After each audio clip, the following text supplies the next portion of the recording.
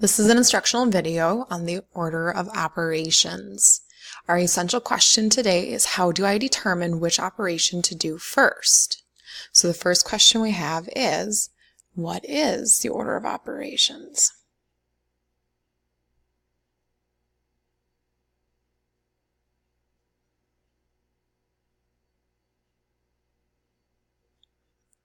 Now, the order of operations we've learned in elementary school, there's a little acronym that a lot of people use, and that's called PEMDAS, right?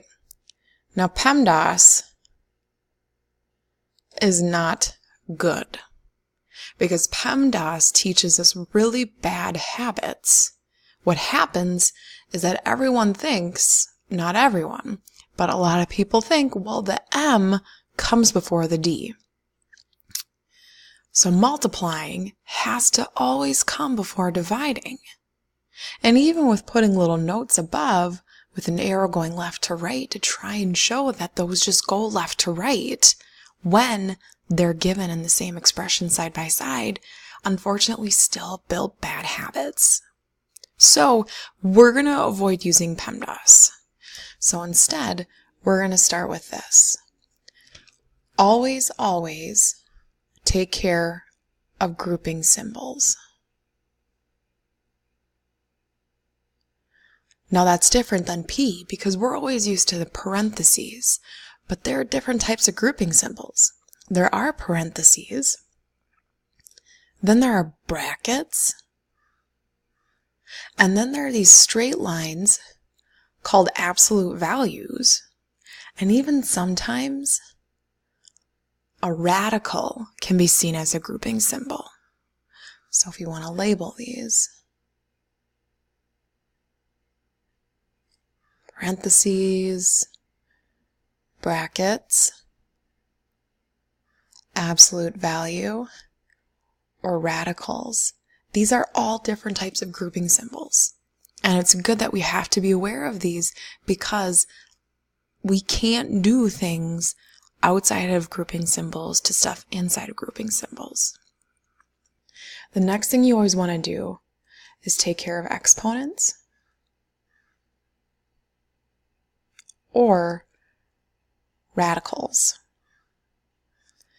Exponents are those little floaty things. So for example, 2 squared or 4 to the 3rd power, those are all considered exponents. And what they signify is repeated multiplication. So I'm multiplying 2 by itself twice. So 2 times 2, which is 4. Or I'm multiplying 4 by itself 3 times. It's not 12. Instead, it's 4 times 4, which is 16, times 4, which gets you 64. Radicals are things that we see that look like that. That's what we call a square root when we just see it like this. Now, beyond what we have right now, we'll see other things like this in our futures potentially. And that means way beyond, like in 8th grade, 9th grade, 10th grade, 11th grade, we'll see other types of radicals too. For example, it's a cubic root. So what number multiplied by itself 3 times gets me the thing underneath? But we really won't worry about those, so don't worry about those. But I wanted you to see that radicals aren't just square roots, but they're also anything else. Now, the third thing you want to take care of is going left to right.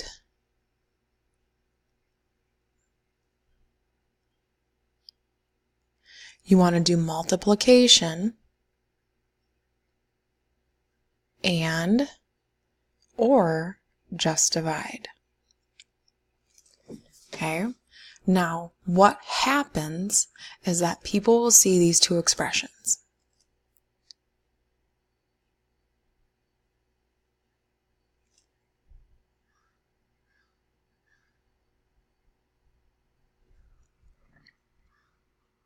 Okay? Now, this one is really easy for us, isn't it? We would just instinctively go left to right, and it works nice because, hey, I learned in elementary, multiply comes before divide. Oh, this works out perfect for me, so I'm just going to multiply and then divide. But in this case, if I did that multiply and then divide, I would do 2 times 3, which would get me 6, and then I'd have 4 divided by 6. Now, at this point in our school year, we haven't started working with decimals or any types of fractions yet. We're just working with whole numbers. And the idea of what's going on here is that we're taking something, we want to see what it is in those two groups, and then we want to multiply it by 3. So these are two examples of why we have to go left to right when we see just multiplication and division. Your last piece is again going left to right, add, and, or subtract. Not tract. Add, and, or subtract. Let's think of two other situations we could do this.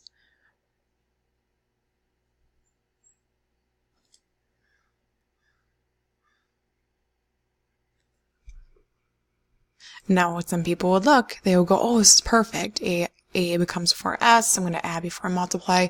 And in the true definition of how we read mathematics and how we evaluate expressions, we have to go left to right. So 4 plus 3 minus 2. Whereas in this one, what's happened is that sometimes students will think I need to add first because A comes before S. But in the definition of how we read math and how we evaluate expressions in mathematics, we have to go left to right. So 4 minus 2 plus 3. Now let's do an example.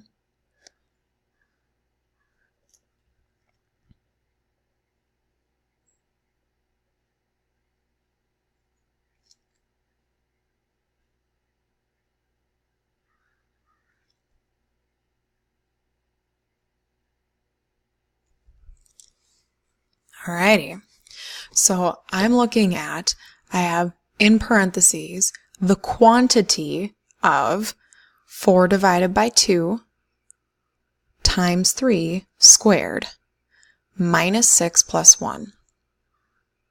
Now here's a little trick I'm going to give you. If you can take care of everything in between all the addition and subtraction symbols, you're golden. And so if I'm looking here at my order of operations, I do see grouping symbols. Those are those parentheses. I do see an exponent. It's right there. I do see multiplication and division, and I also see addition and subtraction. Now, Miss Wolf just did this intentionally just to throw everything in there. However, it might not always be like this. We might only have 1 or 2 operations to work with. So our first thing is to always take care of whatever is inside grouping symbols. Do you see those? I do too. Now, a common mistake is that people will think that that little exponent's only attached to 3, but it's not. It's attached to everything inside those parentheses, which is why when I read it, I said the quantity of. So we need to always take care of stuff inside grouping symbols, unless it's just one thing, and then we don't need to worry about it. So notice what I'm going to do. I'm going to create almost like a little waterfall or a funnel, if you want to think about it, to show each and every single step. So first I have 4 divided by 2 because I have to do division first. Whatever is furthest to the left when I have both divide and multiply, I have to do whatever on the left first. So I have 4 divided by 2, which is 2, times 3. Now notice how I am legitimately rewriting my entire expression and is bringing down everything that I haven't used yet. Now I still have stuff inside of my grouping symbols, which is 2 times 3, so I'm going to bring that down, and that's 6. You can keep your grouping symbols if you want. You do not have to. Okay? Now I see my parentheses. Notice how I still kept them, but what's inside those grouping symbols? It's just one thing. So this exponent's attached to whatever is inside of that, the stuff inside there. So 6 squared, not 12. It is 6 times 6 because I need 2 of those multiplied together. 6 times 6. So I get 36 minus 6 plus 1. Now I'm down to just addition and subtraction. I need to go left to right so I can make sure that I honor how it's defined in math.